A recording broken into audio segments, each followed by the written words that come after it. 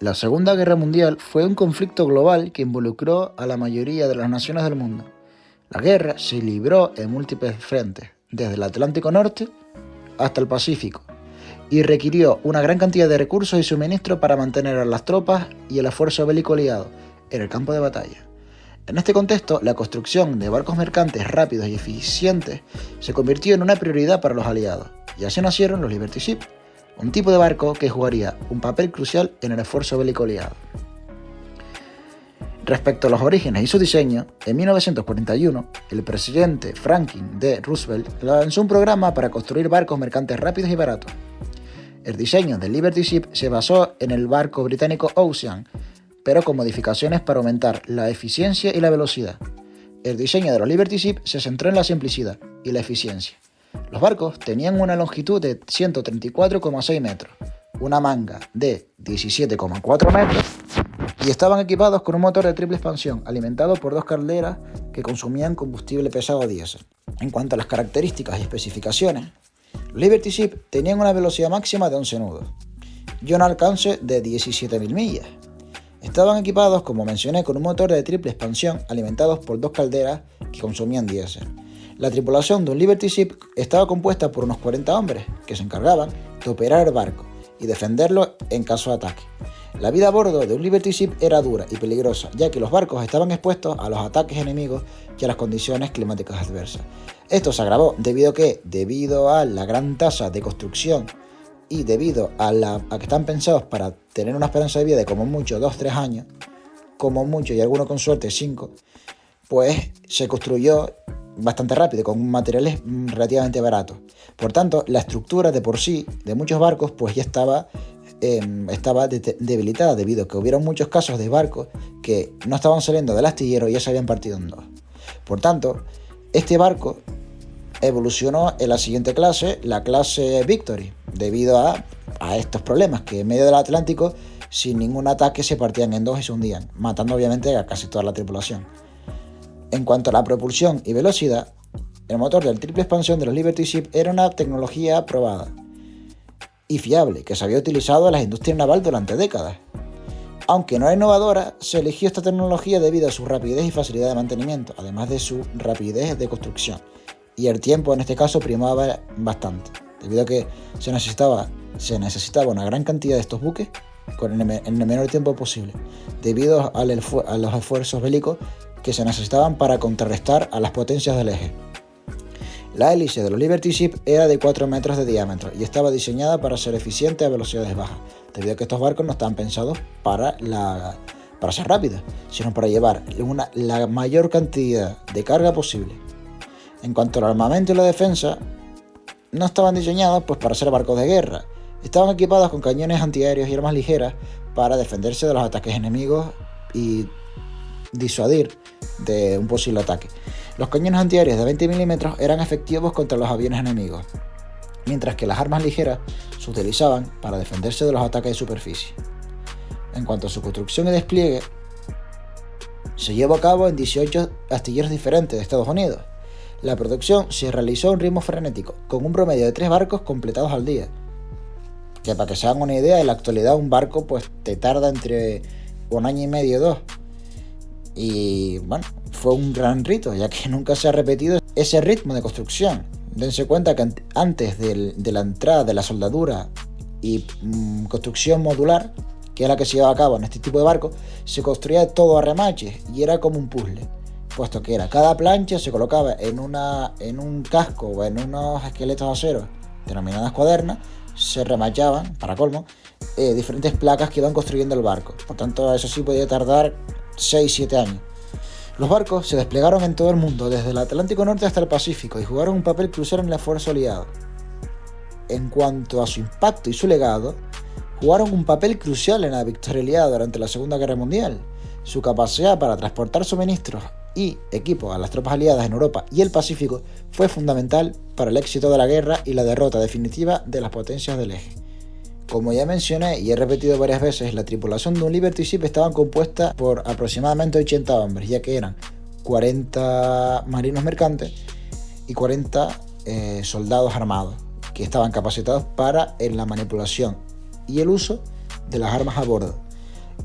La vida a bordo de un Liberty Ship era dura y peligrosa, ya que los barcos estaban expuestos a ataques enemigos y las condiciones climáticas adversas atlánticas. A pesar de los peligros, la tripulación de los Liberty Ship era conocida por su valentía y determinación. Muchos de ellos eran marineros experimentados que habían navegado en barcos mercantes antes de la guerra, mientras que otros eran reclutas que habían sido entrenados especialmente para servir en los Liberty Ship.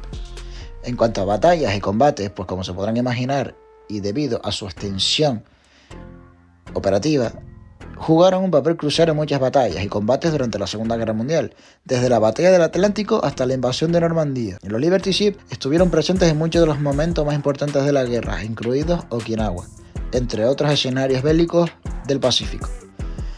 Sus innovaciones y tecnologías no eran muchas, ya que básicamente fueron barcos ya construidos en su momento, un casco relativamente simple, y básicamente pues simplemente esperaron que pudieran ser capaces de soportar mínimo un trayecto. La construcción de los Liberty Ship requirió de implementación de innovaciones tecnológicas. Esta sí que fue una de las mayores innovaciones que permitieron aumentar la eficiencia y reducir el tiempo de construcción. Nos referimos a la soldadura y la construcción modular de los barcos, como si fuera un puzzle. Una de las innovaciones más importantes fue el uso de la soldadura eléctrica en lugar de remache, que permitió reducir el tiempo de construcción y aumentar la resistencia de los barcos. Henry J. Kaiser fue un empresario estadounidense que jugó un papel crucial en la construcción de los Liberty Ship. Kaiser fue el fundador de Kaiser Shipbuilding Company, que se convirtió en una de las principales constructoras de barcos de la época. Su legado y recordatorio es muy importante de la historia bélica de la Segunda Guerra Mundial y la contribución de Estados Unidos durante la Segunda Guerra Mundial, reflejando esto. En la actualidad quedan solo dos operativos de la clase Liberty Ship que se conservan en la actualidad, el SS Jeremiah Bryan y la evolución de los Liberty Ship clase Victory, el SS John W. Brown. Ambos barcos se encuentran en museos marítimos y son un recordatorio importante de la historia y la contribución de los Liberty Ship para vencer en la Segunda Guerra Mundial. En cuanto al impacto de la industria naval, pues dejó un gran impacto, ya que sentó las bases para la industria naval moderna que conocemos hoy en día. La implementación de innovaciones tecnológicas y la producción en masa permitieron aumentar la eficiencia y reducir los costos de producción. Los Liberty Ship, buques de carga construidos en masa por Estados Unidos, estaban equipados con armamento defensivo para protegerse de ataques aéreos y submarinos. El armamento típico de los Liberty Ship era un armamento estándar que incluía un cañón de 5 pulgadas o 128 mm, calibre 38 en la popa, un cañón de 3 pulgadas, 76,2 mm o calibre 50 en la proa, 7 cañones antiaéreos Oerlikon de 20 mm montados individualmente por ambos costados del barco, por tanto, daban una seguridad adicional a la tripulación. Estos buques eran tripulados por marinos mercantes y contaban con una dotación de la Marina de los Estados Unidos, conocida como los Armed Guard o Armed Guard, para entendernos a lo informal, que eran encargados de operar el armamento defensivo. Durante la guerra sufrió cambios, ya que a medida que avanzaba la guerra se realizaron modificaciones en el armamento de los Liberty Ship. En octubre de 1942 se añadió un cañón de 3 pulgadas en la proa y se retiró un Oerlikon de 20 mm. En marzo de 1943 se le instalaron 2 cañones adicionales de 3 pulgadas en la popa. En junio de 1943 se añadieron 2 Oerlikon de 20 mm adicionales y en septiembre de 1945 todo el armamento fue retirado. Estas modificaciones buscaban mejorar la capacidad defensiva de los buques frente a las amenazas cambiantes durante el conflicto, dotación y operación. La tripulación típica de un Liberty Ship consistía en 8 oficiales y 38 marinos mercantes, y un oficial y 40 marineros del Armed Guard de la Marina de los Estados Unidos. O sea, que funcionaban algo así como un grupo armado. Era responsable de operar las armas defensivas, mientras que la tripulación mercante se encargaba de la navegación y operación general del buque. En total, se construyeron 2.710 Liberty Ship durante la guerra, y más de 200 fueron hundidos en combate. Hoy en día, algunos Liberty Ship, como el SS John W. Brown y el SS Jeremiah O'Brien, se conservan como museos flotantes, ofreciendo una visión directa de la historia marítima de la Segunda Guerra Mundial. Cabe destacar que, por lo que me he informado y por lo que pude encontrar, el SS John W. Brown y el SS Jeremiah O'Brien son los únicos buques de esta clase que en primer lugar se mantienen completamente operativos y mantienen casi todo el equipamiento original, incluido algún que otro cañón, como el de la proa y el de la popa, y alguno que otro antiaéreo. Mientras que los demás, pues que queden todavía, pues básicamente están atracados permanentemente, por tanto no tienen capacidad de navegación, y pues alguno pues que queda por ahí, que está abandonado y está pues a la intemperie, a esperar hasta que los desguasen, o hasta que se hunda, o hasta que el tiempo haga que colapsen. Voy a mencionar otros 2 buques que quedan todavía en relativo buen estado, como puede ser el SS Arthur M. Hadel, que fue transferido a Grecia y se usa como museo marítimo, y el SS Albert M. Bow, que se utiliza como barco de conservas de pescado en Kodiak, Alaska. Estos son los 4 únicos barcos de la clase Liberty que siguen relativamente en buen estado, mientras que los demás pues evidentemente fueron desguazados o perdidos en combate.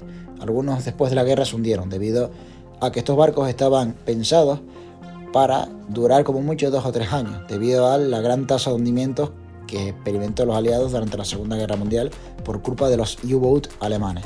Por tanto, la calidad pues no era la mejor, debido a que sabían que se iban a hundir. En conclusión, los Liberty Ships jugaron un papel crucial en la victoria aliada durante la Segunda Guerra Mundial. Su capacidad para transportar suministros y equipos de las tropas aliadas en Europa y el Pacífico fue fundamental para el éxito de la guerra.